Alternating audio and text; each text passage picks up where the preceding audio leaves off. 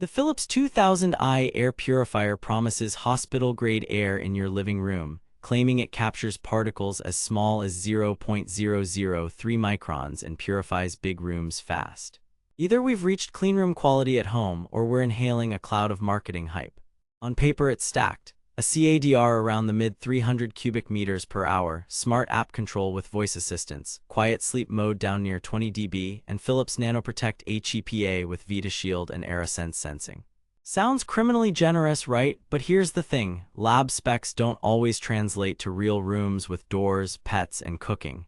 I ran this unit every day in 2 different spaces and stress tested it with daily living. I've put the direct link to check current pricing in the description, but before you click anything, let me show you what I discovered after 3 weeks of testing. Let's set expectations. Philips says the 2000i removes 99.97% of particles, detects PM2.5 in real time, and auto-adjusts to clean faster when it smells trouble. The marketing promises are pretty clear.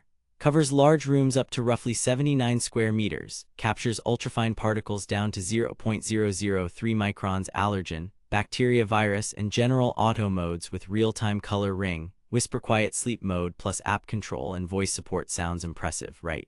But here's where things get interesting. Coverage numbers, virus claims, and auto mode behavior can be very different in an actual home. Reality check. They claim big room coverage. What you actually get is medium room powerhouse.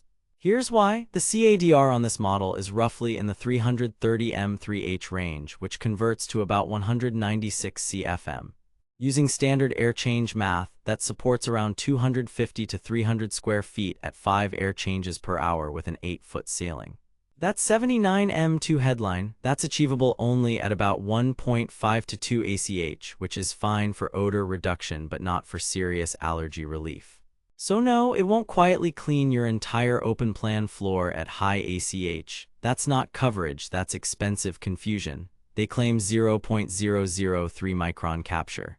What you actually get is excellent HEPA performance with nuance. Here's why. HEPA filters catch tiny particles via diffusion, and Philips NanoProtect media can trap nanometer-scale particles in lab conditions. But real rooms constantly introduce new aerosols. You won't hit 99.97% elimination in an occupied space. You'll maintain a low concentration if the unit can keep up. In my incense test in a closed 180 square foot office, PM2.5 dropped from 120 to 8 micrograms per cubic meter in 26 minutes on turbo. That's legit performance. But in a 350 square foot living room with cooking fumes rolling in, auto took too long to react and I had to manually punch it to speed 3. They claim smart auto modes that read the room. What you actually get is a cautious algorithm. Here's why. The AeraSense PM sensor is accurate enough, but it's conservative.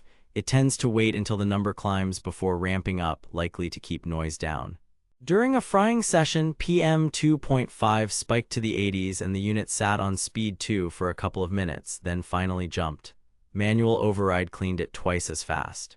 So the auto mode is fine for daily baseline, but it's not aggressive when you actually need it. They imply virus protection. Let's be real here. Any HEPA purifier that moves air reduces aerosol concentrations, which helps. But there's no purifier that can guarantee biological safety in an open, occupied space. The 2000i can capture particles that carry viruses. That's helpful, not magical. The plot twist. Many user reviews praise allergy relief and sleep quality, but some call out app disconnects and the unit's timid auto response. That matches my testing, detailed breakdown, filtration, and performance. The 2000i uses a washable per-filter and activated carbon layer for odors and VOCs, and the NanoProtect HEPA layer. In side-by-side trials with a similar CADR unit, the Philips matched or beat it in particle drop time on turbo, but trailed a bit on auto. Odor removal is decent, not Blue Air level aggressive, but the carbon does the job for cooking smells if you give it time. Sensors and auto modes, you get a numerical PM2.5 readout and a color ring. 3 auto modes exist: general, allergen, and bacteria virus. Here's what nobody tells you. Allergen mode nudges earlier responses but still prioritizes quiet. If you're sensitive, set a manual speed 2 or 3 during known triggers to avoid lag. Noise and build quality. Sleep mode is whispery. I measured low 20s dB at a meter away, basically a soft hush. At speed 3, you're mid-40s dB and totally livable for TV. Turbo is audible, around low 50s dB, but worth it for quick cleanups. Build feels solid with a clean design and a tight seal around the filter frame, which matters because bypass leaks kill performance. App and upkeep. The Clean Home Plus app pairs on 2.4 GHz Wi-Fi, shows trends, schedules, and remote control. It worked, but I had 2 brief disconnects in a week. Replacement filters are widely available. Expect yearly HEPA and carbon swaps depending on use. What the marketing doesn't mention, filter costs add up, so factor that into the value equation. Verdict: recommended with caveats. If you're targeting a medium room and you're willing to use manual speeds during spikes, the Philips 2000i delivers strong particle cleanup, quiet night use, and a polished user experience.